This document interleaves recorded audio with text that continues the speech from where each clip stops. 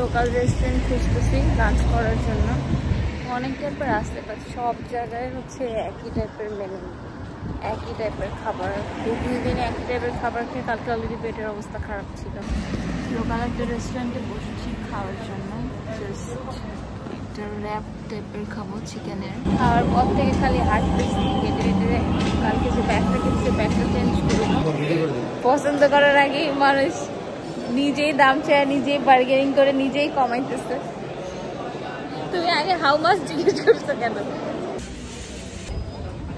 এখন হচ্ছে স্পাইস মার্কেটের মধ্যে আসছি, জাস্ট ডেটস, তারপর হচ্ছে baklava, regular Turkish thing, lot of spices.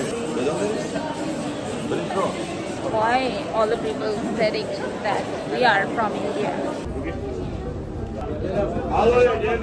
এই বোটগুলোর মধ্যে হচ্ছে ফিশের রেস্টুরেন্টগুলো, মানে ওখানে খাবার বানাইতেছে আর সাইডে হচ্ছে মার্কেট ইয়ার মধ্যে।